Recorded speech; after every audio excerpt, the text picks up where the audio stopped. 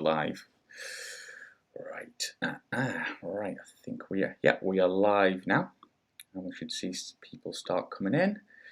There we go. Video pause.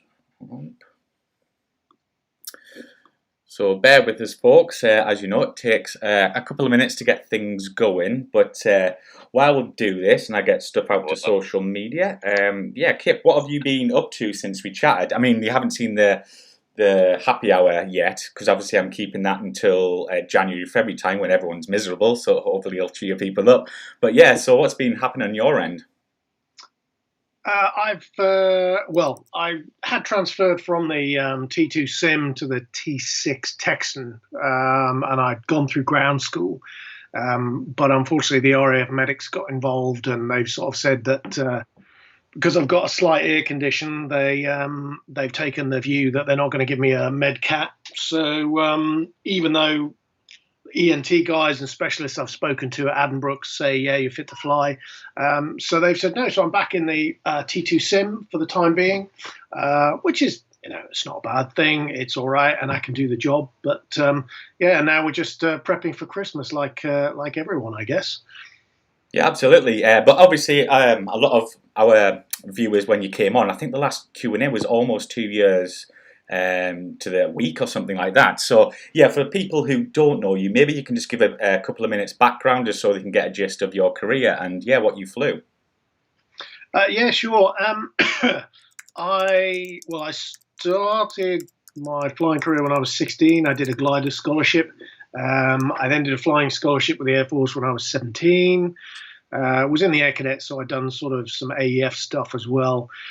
Went to university because at the time when I was coming out of school, I said to my dad I wanted to join straight away, and he was in tornadoes at the time, and he said, whatever you do, don't join now, because there were just massive holds. It was the time of options for change when they were cutting a load of squadrons and reducing manpower and stuff. So he said, just go to university, do something you want to do, something fun, and then at the end of those 3 years, the wrinkles will have ironed themselves out, and then you can join. And pretty much, give or take a year, he was spot on. So I went through IOT and then got streamed, went to Linton, then straight through Valley, off to the Jag OCU, then went down to 54 Coltishall to fly there for about 2.5 years. We did op resonant, so flying over the northern no-fly zone in Iraq. Did a few stints out there. Then I went back to Valley as a tactics instructor. So I was on 19 Squadron then, where I learned how to do air combat, because obviously the Jag is not renowned for its air combat capability. And then from there, I never really wanted to go back to Valley. I wanted to be a weapon instructor. So I took my option to chisel my own way out and found a loan service position. So I went to Oman, went to Thumb Rate for about 3 years, and I was Squadron QFI Force lead over there. So, deputizing for the main authorizers and all that kind of stuff. And I spent about 3 years there before I left. I was going to join the airlines, but that was 2008. So the crash happened. Since then, I've done a whole bunch of stuff, worked in industry with industrial gas turbines, done some recruitment, did some gyro flying, got my CPL, whole bunch of stuff. And then I found myself back on the T2 Sim, with an option to fly the T2, but unfortunately that never arrived, hence the T6. And here we are today, I guess. That's my career in a nutshell. Brilliant. So yeah, guys, get your questions coming in for Kip. But yeah, as you can see, they're starting coming in in the side there. So Kip, just enjoy yourself and get your questions coming in, folks. Cool. I'll start off with the very top one.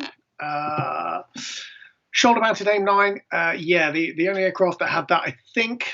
I think the Lightning had shoulder-mounted wing tanks, I think. But yeah, I think it was a hard point problem. The Jag was obviously designed initially as a trainer, which it would have been dreadful as, to be honest. It would have been absolutely appalling.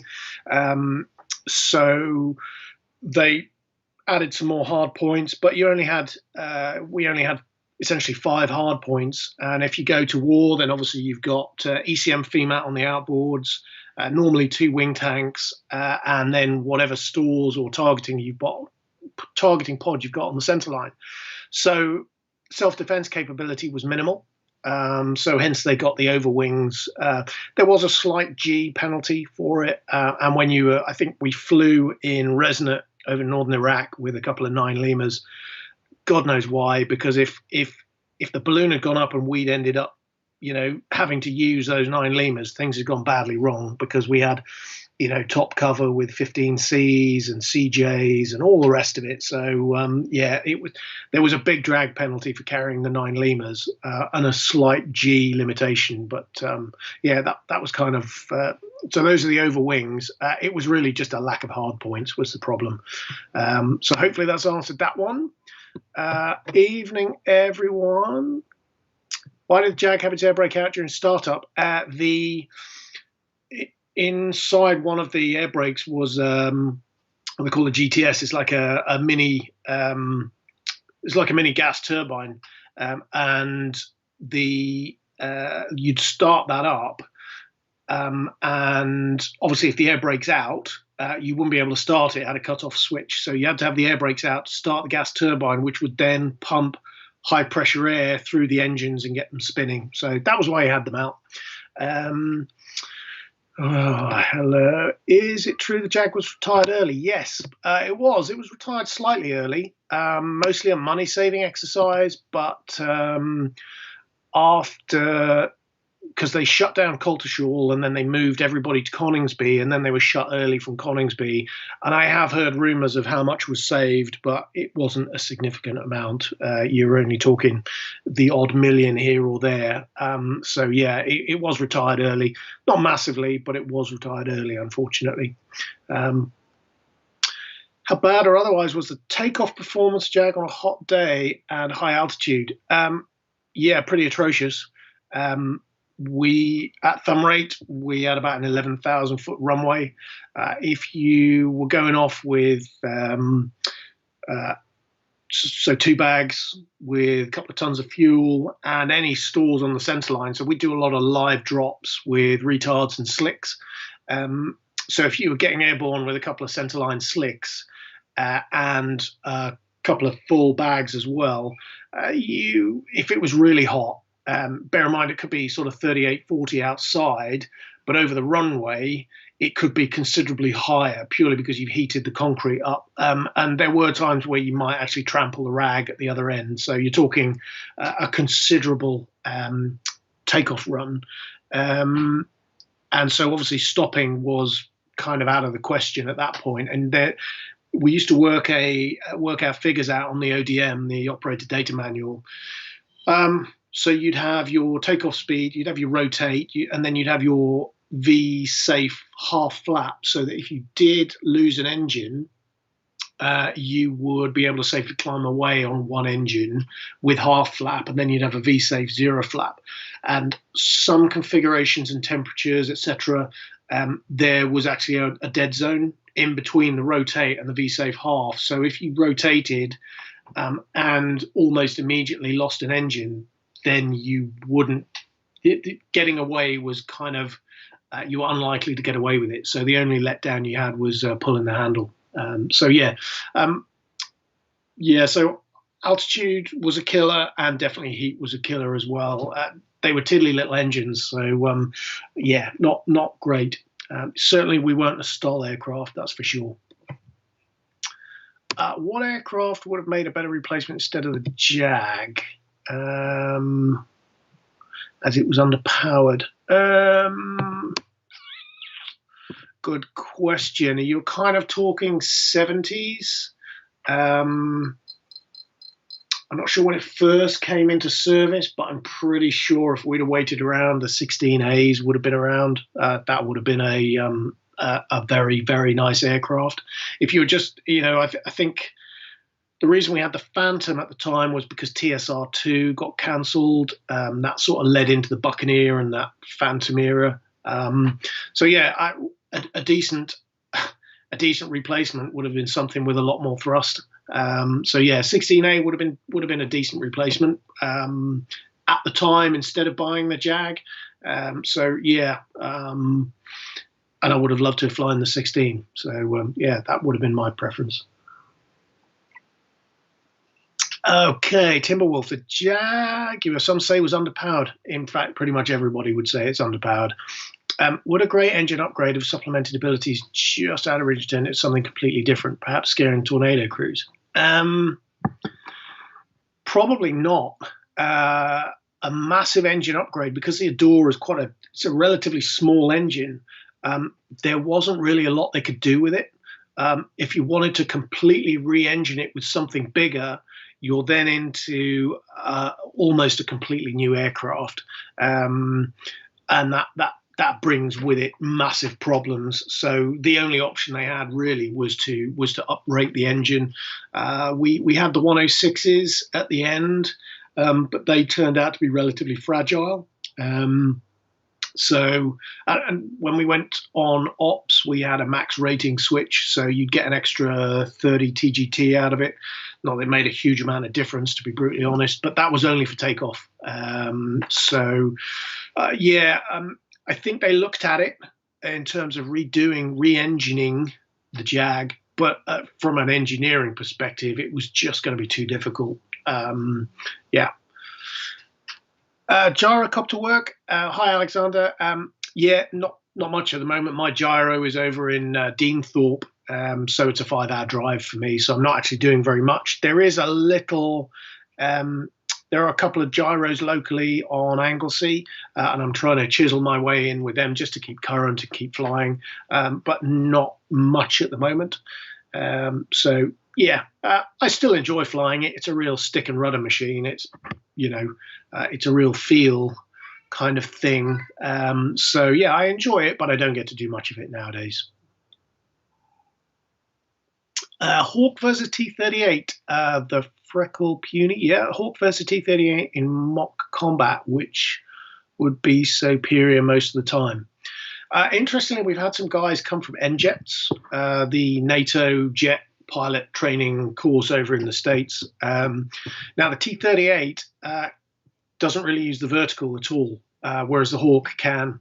I don't know what their rates are like, but I suspect the T-38 will probably fly a little bit faster. It may not rate as big purely because it's got a tiddly little wing. In 1v1 visual combat, I suspect the Hawk might have it, but I don't know, to be honest. If you can use the vertical in the Hawk, you go straight from the merge into the vertical. I don't think the T-38 would like to follow you up the hill. They generally would stay very much flat, whereas the Hawk can use the 3D slightly more. All right. Serious in-flight emergencies, space streams. Not really. I was actually very lucky, touch wood. I had a hydraulics failure on a landaway to Lossiemouth once. We were going up to Garvey Island, and we were stopping at Lossie, getting loaded up with some bombs, and then going to blow up a small bit of Scotland. That was one. The worst one I had was probably out in Oman. On the side of the jet, there's a little refuel panel, and normally the ground crew would obviously fill you up with fuel, either total only or total plus, so 3 and a bit or 5 and a bit tons, depending on your configuration. And there's it's a switch, but it's got it's like a flat switch built into a round rotary thing, so it would sort of point at what you were refueling, but it would only allow the flap to be closed once it had been pushed all the way back down to essentially refuel off. And what that would do is it would turn all the valves back to their in-flight position, because if you're refueling, you have to depressurize the fuel tanks, so it opens valves and then you don't get any air pressure. and then it doesn't push the fuel from the wing tanks or the drop tanks into the main fuel where it's then pumped. And we were going off doing an MVG sortie. And as I did my walk rounds in a hangar quite late at night, went around, and my usual trick was to rub my hand down the side of the jet, and you would feel the panel and see whether it was open. You'd feel the little Zeus fasteners and all the rest of it and see if there was anything that caught your hand. And I rubbed my hand over it and there was nothing there. And I thought, good, that's fine. Got out, taxied out. And when you power up, when you're idle, there's an air pressure light on because the engines aren't really producing enough pressure at idle to transfer all the fuel properly. So it tells you you've got air pressurization failure in the tank system. But when you go to full power, it does produce enough. Now, I was on NVGs at the time, and so going to NVG lighting had dimmed the tiny little green bulb to the point where you couldn't see it. So I got airborne merrily thinking that everything was okay, and we sort of disappeared out. We spent about 6 or 8 minutes just doing some night close on goggles. And just as we dropped into low level, during the usual sort of fuel checks, I noticed there was a massive imbalance, and it had started feeding from only the pumped fuel only. And I was like, okay, this is unusual, and I know what this is, but I'm not getting the indication. So I pulled up, came back to thumb rate, and landed heavy with about 4 tons of gas on board. And it was only when I landed and I sort of took the goggles off and got really, really close to the bulb, which had the air pressurization indication, that you could just see it glimmering. So you couldn't see it. So, as with all things, your usual checks can save your life, because I worked out that had I been 10 minutes further along in our route, I would have got to the point of no return where I couldn't have got back to thumb rate with the fuel I had internally in the pumped fuel. So I probably would have had to land at night on an unlit blacktop somewhere or eject. So that's probably the worst one I've had. Either that or bending the probe on my first air-to-air refueling coming back from Larges, but that's another story completely. So hopefully that scared everybody enough so that they never want to fly the Jag. Vic, can you talk about similarities, differences between the RAF and French Air Force in terms of use or missions for the Jag? I think missions and use were generally the same. They had some different hardware. I don't think the Jags had the overwing LAOs, and I think they did try and marinize a Jag in the French Air Force. Obviously didn't go well, but they did have some decent kit as far as I'm aware. But there's only, like I say, there's only so much you can do with a Jag. The inherent design was flawed in many ways, and it just had no power, so it was always going to struggle. But as far as I'm aware, the missions were essentially the same, mostly recce and strike with a bit of CAS. Harry, otherwise interesting instances, combat or training exercise, perhaps red flag. I never did red flag. I did Cope Thunder and Maple Flag on the Jag. From combat, from ops, I can tell you it was a pig to fly. Certainly with 2 bags, centerline, recce pod, and ECM and FEMA, it was an absolute pig to fly. And if any of you have seen the layout of the cockpit with everything else, with the ECM controller and FEMA, which was a chaff dispenser, was kind of right tucked underneath, and so you had to set the chaff by feel essentially. So it was like you'd find the 2 little switches at the top, and you'd pinch them together, and then you go down to the next set, and you'd push them both outboard, and you knew that was the right setting to have. But you couldn't set it really looking at it unless you really tried. It was a pretty miserable aircraft to fly. Plus the fact that you're really struggling in terms of height. I mean, I think we tanked at about 15, and then we had to climb up to low 20s when we went across the border, and that was about as high as we could get. And even then, you were sort of in and out of blower every once in a while, purely just to keep the speed up because you were struggling for power. So yeah, that it was unpleasant. And I think probably my worst one from ops was I was quite a long way sausage side, coming in from the north, so from Turkey into northern Iraq down to I think the 38th parallel, and we were doing a recce run, and my ECM clicked off, so it just failed. So it wasn't going to give me anything in terms of protection from like twos, threes, and sixes. A quick reset, and then I carried on with a recce run. And just as I was about to start the last recce run, the ECM failed again. So there I was, literally, I won't say defenseless because I always had the chaff and the flares, but it wasn't going to give me any protection. So as I was desperately running down, trying to make sure that I was getting the coverage in terms of the recce, I was also desperately trying to reset my my ECM as well. So yeah, that was a bit of a hairy one because you could always hear stuff looking at you as well. We had a sort of a TV crystal, and it would transmit the sounds, and you'd hear the sounds from the RWR, the radar warning receiver, and you'd constantly be listening for something that was lighting you up because you could tell what was looking at you by the frequency and the tones that it would generate. So yeah, that was quite a sporty one. Yeah. Tim, did I struggle in training on the Jag, or did you sail through with no problems?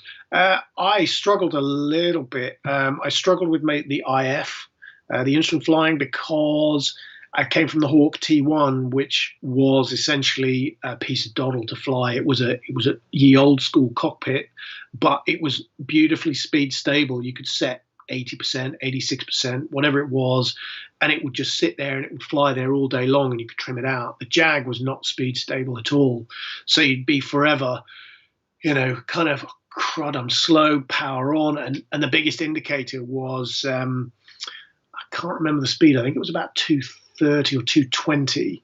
The air conditioning would sort of notch down, and it would kick off. So as soon as you heard the air conditioning pump stop pumping as hard as it usually does, you realized you were getting slow, so you power the engines back up again.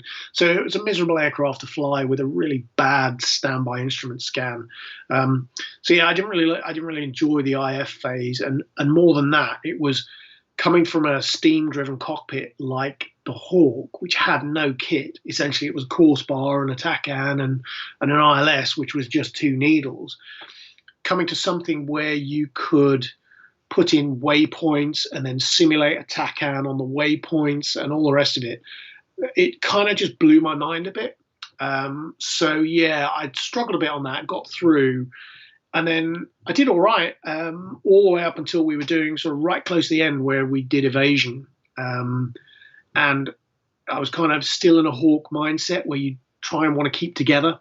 So the bounce comes in, you would then, in a Hawk, you would both turn together. But with the Jag, as soon as you saw them, you would split and you would widen, so that if he was going to go after somebody, there would only one of you, and then potentially you could hook back in if you were feeling ballsy.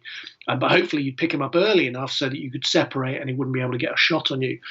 And I was still in the Hawk mindset of, I need to bring the formation back together.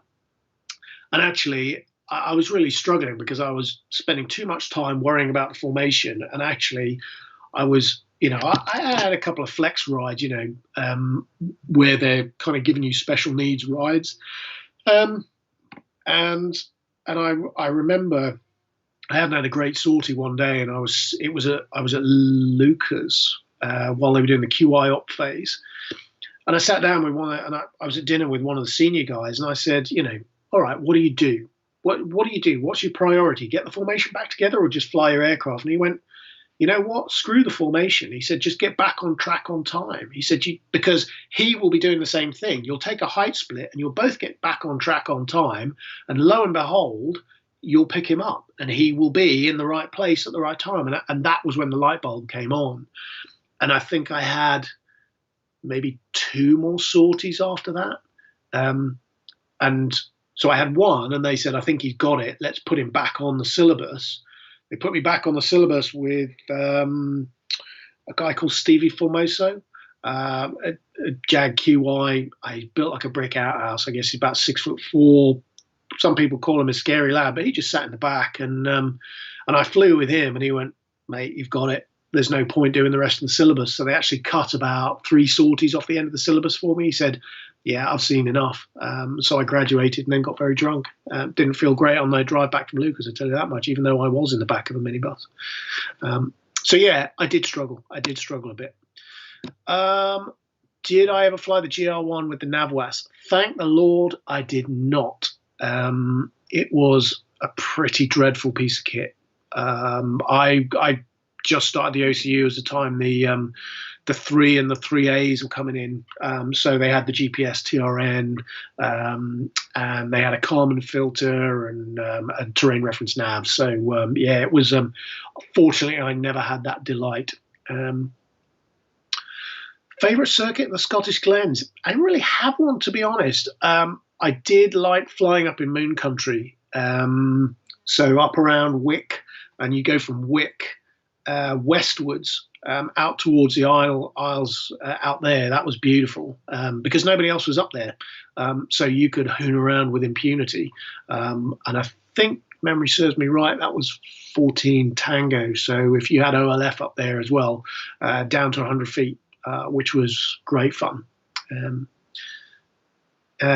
the Jag is notorious for lack of grunt. Yes. What were its strengths that always get overshadowed by its lack of shove? Yeah, good question. I think the people. Not wanting to toot my own trumpet, but actually there were some very, very capable guys on the Jag fleet. Because not only did it have a lack of grunt, it also had some quite nasty handling characteristics. It had a lot of weight low in the nose with all the kit, and then it had weight high up at the back. So high roll rates could start to imbalance it because you get that yaw roll coupling, and it was an unpleasant beast to fly if you didn't know what you were doing with it. So yeah, overshadowed by its lack of shove. The Jag Recce Pod was pretty awesome, as was the first round of the helmet mounted sight. I mean, that thing was dead simple, but actually really, really good. So for medium level CAS, you could quite happily plug in a lat long. You could look over the side of the cockpit, and you would look through a little monocle, and it would kind of pick up where the target was. So that was a good bit of kit. And also the fact that it had a GPS, it had a terrain reference nav, and the IN as well, which had been upgraded 1064. So I never fixed the kit while I was flying, unless I disengaged the GPS for whatever reason. But there was no need to, because the kit was so accurate. So if you're doing an IP to target run, you would have a corner of a wood marked as your IP. And sure enough, you'd roll out every time, and it's literally at the base of the tree that you picked. It was that accurate. So flying it from that side, it made your life a lot easier. I can see why the guys who flew the NavWAS had their work cut out, because flying the later models was way easier, which released capacity to do other stuff, to actually concentrate on stuff like CAS. So that was a great segue. Jay Ocean, what's your strategy for CAS mission, especially in mid-threatened area, potential ZSU 23-4? You'd want to go in, you'd want to neutralize those first. So you'd send in seed assets for the 23-4. If you knew that there were potentially seed ZSUs there, you'd go in low and fast. That would be, or you'd stay out of the, if the weather allowed you, you'd be up high, and you would dive ease. So if you didn't have PGMs on board, you'd pick the spot, and then you'd tip in from 15 maybe plus. you'd drop the nose to 30. You'd mark the target with the laser, and you have a hand controller. So you've got a bomb full line with a little marker on it. You push the marker down to where the target is, and as soon as you're happy with that in a 30-degree dive, you would commit, i.e., you'd tell the computer that I'm happy for the computer to release the bomb when it thinks it's going to hit, and then you just pull out of the dive. So you do a 2-3G gentle pull out, and as long as it's a consistent pull, the computer can cope with it, and then it would release your bombs accordingly. That'd be the way I would probably do it. Stay out of the WEZ, the weapon engagement zone. So stay well out of it, and just do it from height. But obviously that's where the weakness comes in, because the Jag can't sit there in Block 4 like the Typhoons can at the moment, with 4 paveway 4s on board and just poop them off willy-nilly. We had to work for a living. Let's have a look. Ever seen Vector do anything strange? Yeah, the only weird one I ever had was I got launched on cue for a radar contact in Oman. And I chased this thing around the skies, and there was nothing there. They definitely had a contact, but I couldn't see it at all. And I took 3-4 passes to where it was. Couldn't get eyes on it. So that's the only weird one I've had. But yeah, we've never never had anything weird like that. I think those are quite a rarity, to be brutally honest. Ever land the Jag on rough terrain? Taking over the airfield very, yeah. It was designed to. You could take off from the grass, but if you'll notice, when they do take off from the grass, the thing is clean. It's got nothing on it, so there's no tanks. They may have had 1,000-pounder or 2 on board, but as soon as you load that thing up with 2 tons of fuel, you are hammering down essentially a grass strip at, well, I'm just trying to think, your rotate speed's got to be somewhere around 165, 170 knots. So it's just going to tear the thing up. We used to land on the taxiways in Thumb Rate. So it had the main runway, and then you had a taxiway either side, which was much, much thinner. So just in case, because we had very few divs, we would work down to a fuel of about 400 kilos for the parallel taxiway.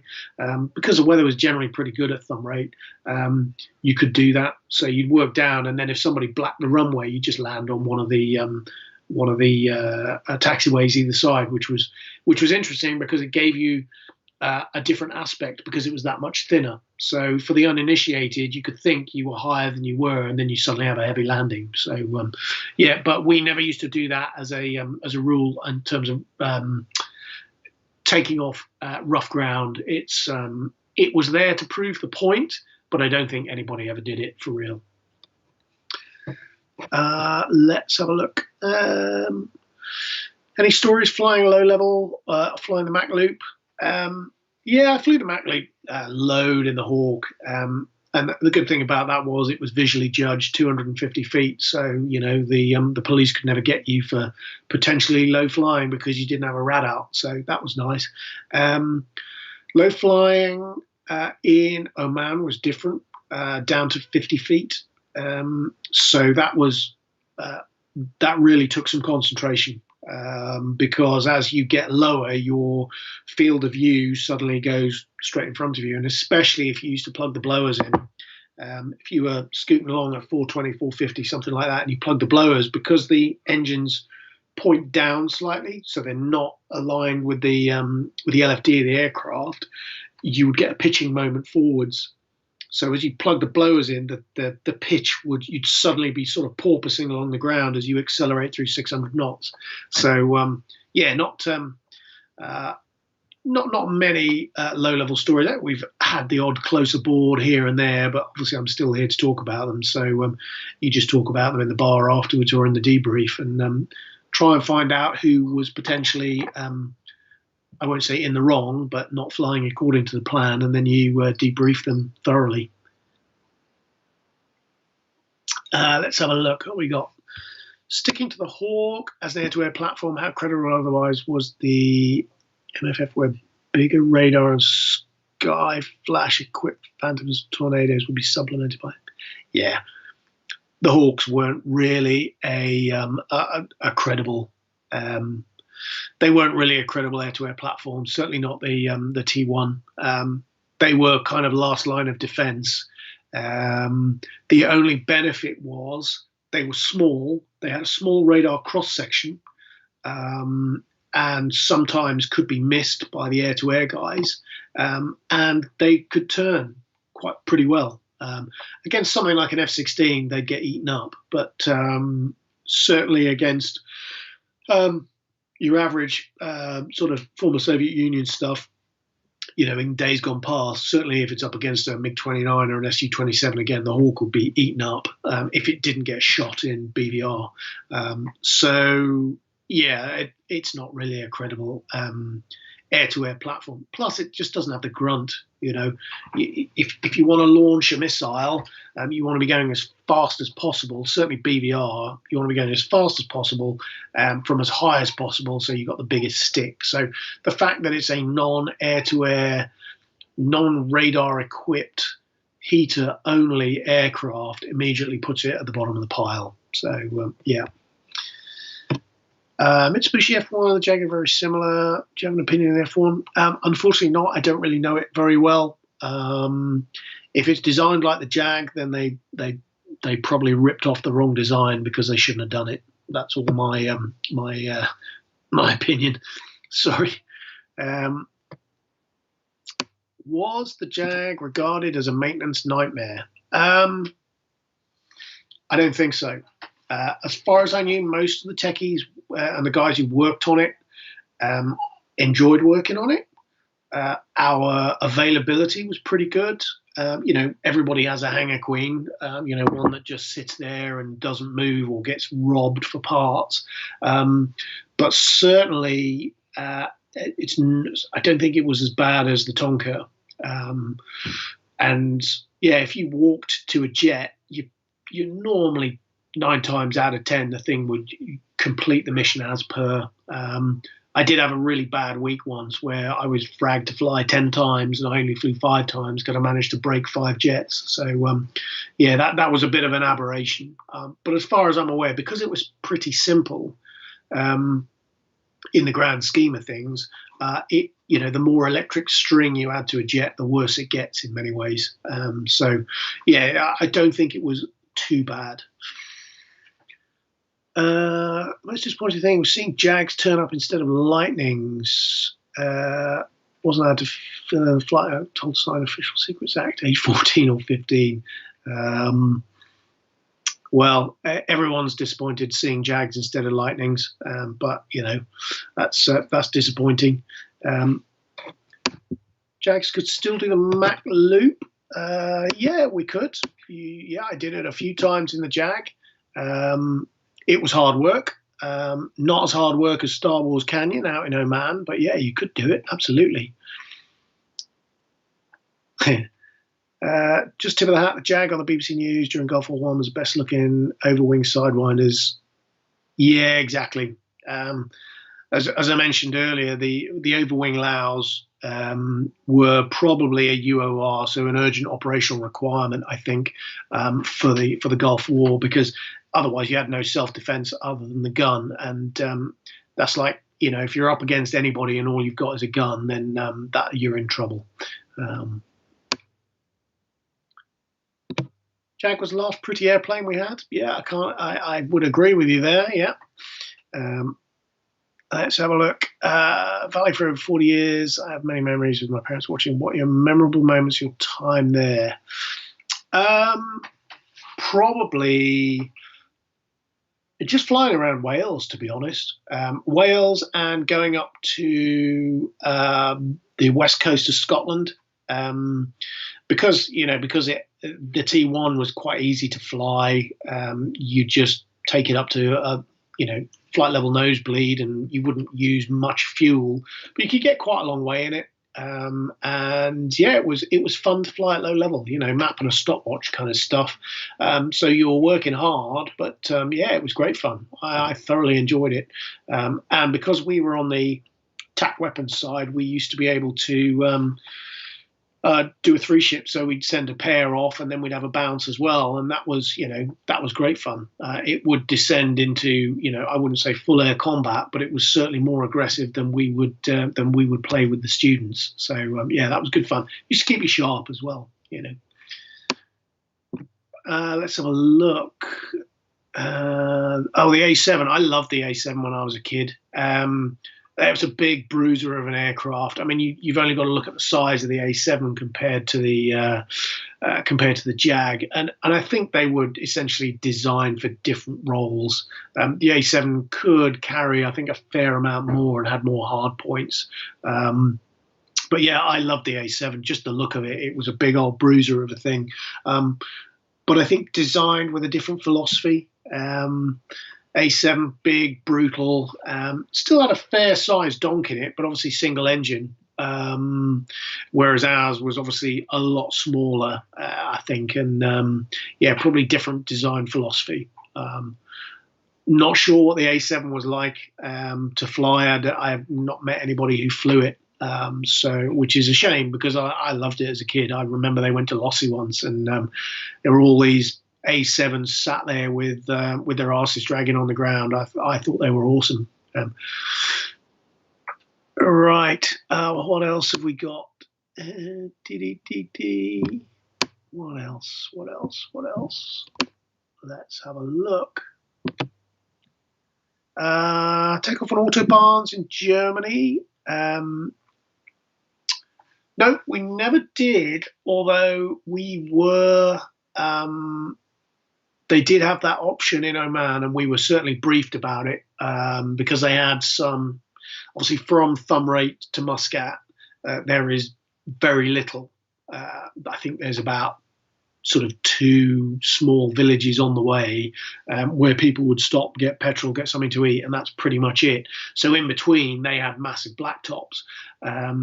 So certainly that was a sort of a reversionary option for us.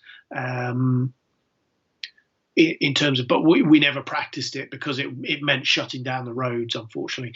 The only slightly funky place we used to go into was a place called Kasab, up on the Musandam Peninsula. If you go to Google Maps and actually find Kasab, you'll find that there's a big wadi. It's about 2,000 foot deep, I think, that runs sort of up towards the northerly runway, and you'd have to cross over the top of the wadi. I think Mike might have put a video of it on Aircrew Interview. It's pretty sporty, and that's, so you're configured in a descent, in a finals turn, whilst you make a 90-degree turn to the right, you still can't see the runway, 90-degree turn to the left, all the time descending through about 500 feet. And all you can see is like a massive granite wall in front of you. And then right at the last minute, when you get to about 200 feet, you turn around the corner and the wadi opens up and there's a runway in front of you. And if you get that wrong or you lose an engine there, your only way out really is just to pull the handle. So that used to sharpen the senses a little bit. That's probably the closest I've come to anything fruity as landing on an autobahn. What else have we got? Would the Jag make a good civilian AK Thunder City display? No, I would say not. It was, I mean, it's nice. It's a pretty aircraft to look at, but in terms of performance, it's pretty poor. Depends what you want, really. If you want low and fast, then brilliant. But if you want something that can turn up its own backside, that definitely isn't the Jag, I'm afraid. Cool. Let's have a look. Taxiing the Jag, nose wheel steering, and it had a lot of movement on the nose wheel. So you could, out in Oman, we had the Hazes, so you'd have 2 jets parked sort of slightly off center, bum to bum, as it were, pointing out of each end of the Haz. And if you went back to the same house, the first guy there would be able to just taxi into one end of the house and go all the way through, and the other guy had to go into the sort of ASP directly out the front of the house, which was probably, thinking about it, maybe only 25 meters, maybe less in terms of width and depth. And you could drive in at slow speed, and you could go full deflection on the for the nose wheel steering, and it would just turn about. So it literally hold one wheel still, or whichever way you were going, and it would just pirouette. It was quite scary to see sometimes, but it would turn pretty tight, to be brutally honest. It didn't have differential brakes. You could, if the nose wheel failed, you could use diff brakes, but it wasn't the preferred method of doing it. And to be honest, I never had a nose wheel steering failure, so that was good. Foreign Air Forces. Where did we go? Yeah, I mean, wherever you go, if there's a bunch of pilots, you can't fail to have a good time, really. We had a Danish exchange officer on our squadron. He was moving back to Denmark. So we went on a Ranger for, I think we only went for a night, to be honest. But we went in the morning and then we went out in the evening, and we had an absolute blast. I also went down to the Czech Republic, Klagenfurt. We went to their air show as part of my pairs lead workup. I went with one of the more senior sort of force lead guys, and he was sort of overseeing me. And that was a weekend of absolute carnage. So, of course, there were loads of aircrew there. And yeah, the Friday night and the Saturday night were absolutely epic in Klagenfurt. And I remember when we arrived, we lined up on the runway, and we read all the notes and stuff on the approach places. Whatever you do, you're not allowed to brake to the south, because Klagenfurt sits to the south of the airfield. And we were like, okay, it's a noise abatement, that's fine. So as we lined up about, I don't know, 7-8 miles out, they said, "Oh, can you brake to the south?" And we were like, "Are you sure?" And they went, "Yeah. We want to advertise the air show." It's like, okay. And then the sort of call came through from my number two, who was the supervisor of the sort. He said, "What height and speed restriction?" They said, "As low and as fast as you want." So we kind of tempered things a bit, and I think we hit about 500 knots and 250 feet, just because we didn't want to beat the place up too badly. But that was awesome fun, and we had an epic weekend. And then we wired the place on the way out as well, because they asked us specifically. So yeah, it was good fun, good weekend. But yeah, I mean, you could talk going to foreign air bases and whatever for hours, and the trouble you got into. But yeah, I think I don't know whether you get in trouble for that nowadays, but yeah.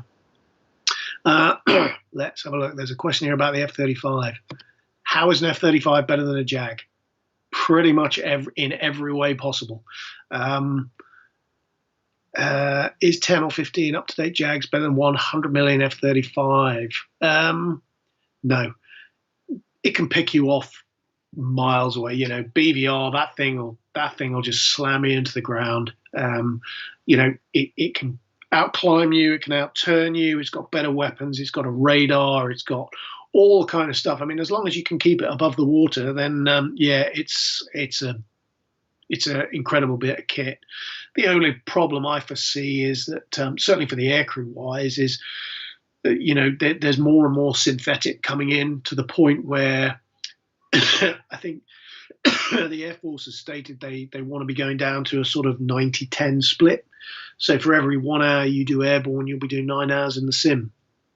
You know, that to me, it kind of defeats the object of being a pilot, really. It's not as much fun, but unfortunately that's the reality of joining the Air Force now. There's more sim time and less flying time. You know, even the Typhoons are kind of getting, I guess, 10 hours a month, something like that. So, you know, if you join now, we used to get 20, 25 hours a month on the Jags, which wasn't bad. You know, you'd aim for 30, very rarely get there, but you'd aim for 30. But 20, 25 hours, you were being kept busy. That was one flight a day, ish. So yeah, it's all changed considerably in terms of the hours you get and the tactics, etc. So yeah. Being underpowered. There's a theme running here. Being underpowered, how much of a nightmare was it when air-to-air refueling? Yeah, you did. They had what they call part throttle reheat. So because the engines, if you were at height, and I mentioned when we were doing ops, you'd refuel at about 15 grand. Maybe it was slightly higher, maybe 17, but I'm pretty sure it's 15. You would, if you were lightweight, so if you just training fit, you could get away with it up until the time when you were full or starting to get full, and then you'd need to pop the burner in and you'd have PTR. Certainly when we were in war fit, so you'd have ECM FEMAT, 2 big jugs and recce pod, and potentially 2 9 lemurs as well.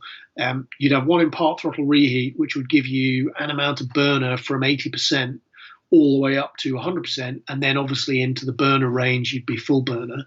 But there were certainly times when in war fit, as I was getting close to full, you would have one in full blower, and that would normally be the left-hand engine, because you had the probe came out on the right, so you'd have the left-hand engine in blower.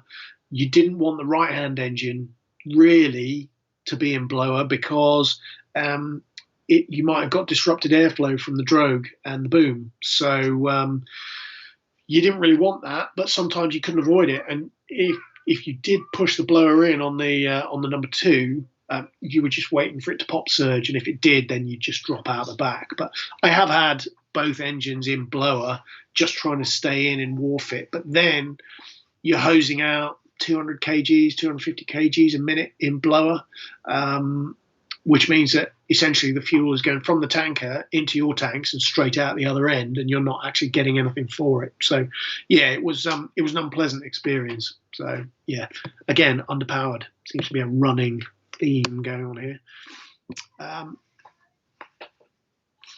What else have we got? If you could design a fighter based on current tech, but looks of your own artistic choice, how would it look and what would it have? Probably have to be a 15 Eagle, to be brutally honest. 15E, something like that. It's got to have 2 engines, got to have a big air-to-air radar, nice big cockpit. Probably 2 seats, saying that as a single seat mud mover. A second set of eyes can be useful, but sometimes it doesn't work. I've flown with the odd guy, obviously in the Hawk, and flown with guys in the back who were trying to help out when navigating, and it just blows my mind. So I'd probably want to be single seat, but the 15 Eagle is a pretty epic bit of kit, and it does everything. Carries a buttload of stuff, and it can clear the air below it and in front of it quite happily, and then blow up stuff on the ground. So yeah, that's. If I was to design it, it'd probably look a lot like a 15 Eagle. DDD Bucks should never have been retired. Well, they were getting old kit. My dad flew them, and although they talked a good fight and they could carry a lot of stuff quite a long way, there was more stuff coming in. When you're up against modern gear, regardless of your Bombay and all the rest of it, you're struggling against the tech, really. What aircraft would I like to fly now and why? Given a choice, yeah, good question. Probably an A10.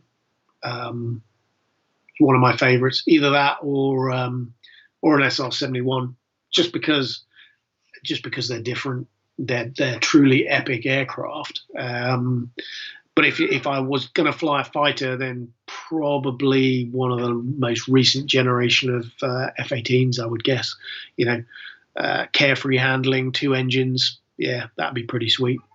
I do still fly a gyrocopter, but not very often. Yeah, an air show. I wouldn't trust myself with an air show, but there we go. Yeah, 250 means 40. No, we didn't go that low. Right, let's have a look. Yeah, Charlie don't surf, neither the Lightning IIs. No. Apparently the Russians are going to be sniffing around that. Any truth behind the stories of Jags picking up smoked salmon from Lucas? Heard the Jets had a bit of a pong in the summer. The amount of I think I have heard stories of Jets with the overwing aqua rounds because they used to fit big nitrogen bottles in the back to cool the heads. I have heard of the nitrogen bottles being removed and filled with either whiskey or wine when they went on a Ranger. I have not heard about the smoked salmon, but yeah, I guess that would, mind you, I guess your smoked salmon would probably smell of Jet A1 as well by the end of it. French Jag units? No, the only French unit I went to was Tours. I went there with a Hawk T1 and we did some DACT, which was pretty awesome. But yeah, there wasn't. I won't say that we weren't friends with the Jag units. I think we just did different roles, and there was not that much liaison between us. Greetings to you, Jerome. Nice to see you in Rotterdam. What else we got? Training units at Halton. Yeah, they are. Yeah, disappointingly, they're kept running, but disappointingly they're not current. How long does it take fully start a Jag? If you're on QRA, you can do it in about, he says, thinking of the numbers, probably about 5 minutes. I think it's not the starting the engines that takes the time, it's winding the IN up. Because if you taxi out with the IN still aligning, you're going to goose the kit and you'll get a bad HUD and you'll get climb dive angle failures. So really the limit is 4 minutes ish, but you can start the engines a lot quicker than that. F-15 is a beast. You're not wrong there. Tempest. I've seen it. When it finally takes the skies, I'll believe it. There's a lot of stuff going on at the moment about drones and autonomous vehicles. I know that they've got Loyal Wingman out in Australia, which is interesting. So there's going to be a lot. Like I say, the battle space is changing massively. The old school stick and rudder guys are dying out. We're dinosaurs. It's now all about the AI, the kit, the drones, and all that kind of stuff. Fred, no, never saw any UFOs, I'm afraid, disappointingly. If we did, I probably couldn't have kept up with them in the Jag. DDT. Oh, dear. Yeah, a police auto gyro. Wowzers. So, Kip, I'm going to jump in here. I'm going to get one selfish question in, and it's probably going to wind you up a bit. But what did your partner think about flying the Jag? Did she always want you to be an F3 pilot? Fortunately, they kept the F3 pilots away, and the F3 guys, I don't know, they just lacked ambition in my views. So no, she was fine with it. We sort of got together post my Jag days anyway. So when she found out I was a Jag pilot and not an F3 pilot, she definitely said she would marry me, obviously. Of course. So I'm going to let you answer, I think, Timberwolf's question. We're going to wrap up with that one. So that should be a good one. Yeah, absolutely. Probably not with the kids. I don't think they've got the attention span, but then again, neither have I. So I'm definitely waiting for that one, just for the flying scenes, because apparently the U.S. Navy got heavily involved in that, and they did a lot of flying for that. So absolutely. One more. Is it true you can hold the nose up to about 30 knots? Not in a Jag, no. Definitely you can in a gyro if that's where you're coming from, Space Dreams. Well, brilliant. Thank you very much for you guys getting your questions in there, and thank you very much to you, Kit, for coming on. It's been a really great Q&A, so hopefully you enjoyed it. Absolutely, yeah. And I'm glad that yeah, there was good flow of questions, which was nice. So thank you everyone, and I hope you enjoyed it. Yeah, so thanks, guys. And yeah, next year, look out for maybe January, February for our happy hour with Kip. It's a good one. So I'll keep you all notified when that's coming out. But thanks again. And yeah, thanks again, Kip. You're welcome. Thanks, mate. Thanks, guys.